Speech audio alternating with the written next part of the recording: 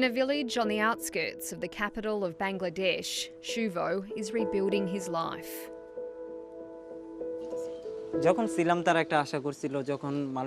I went to Malaysia with high hopes.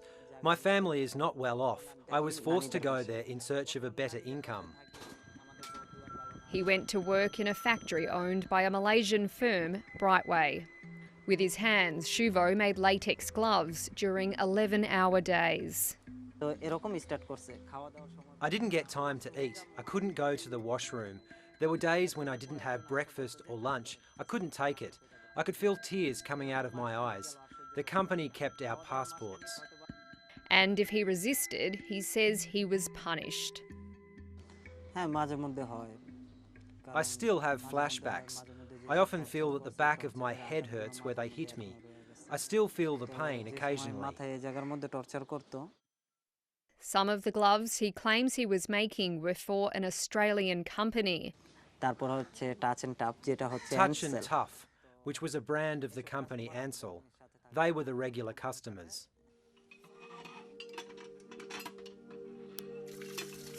Shuvo and 12 other Brightway workers are now suing Ansell and a US corporation, Kimberly-Clark. They claim the companies knowingly profited from their forced labour by using Brightway as a supplier. Their allegations include debt bondage, isolation, seizure of passports and abuse.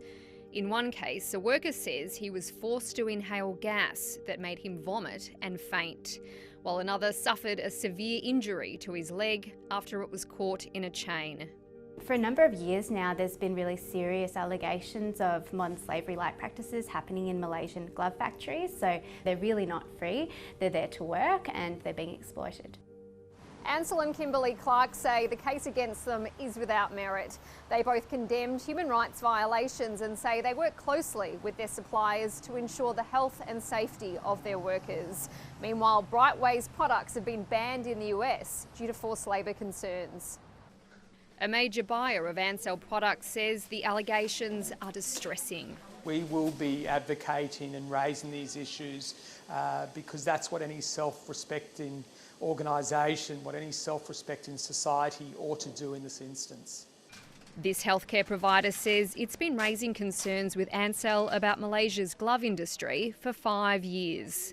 We're actually not just raising paper complaints with Ansell, we're actually speaking with our actions and reorientating our business towards suppliers that can be trusted. Companies that earn more than $100 million a year have to lodge anti-slavery statements. The current laws don't ban products entering Australia that have come with a human cost. Any food that you're eating, any good that you're purchasing from the supermarket could potentially be linked to forced labour. It's estimated $12 billion worth of goods at risk of forced labour come into Australia every year, and a quarter of companies here are failing to properly lodge anti-slavery statements. Laws here are now being reviewed.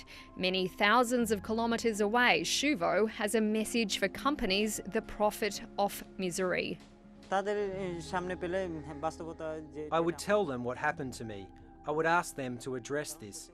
We had a dream that our lives would change for the better. That dream was shattered. He's back with his family, but still in poverty, and he's now recovering from trauma.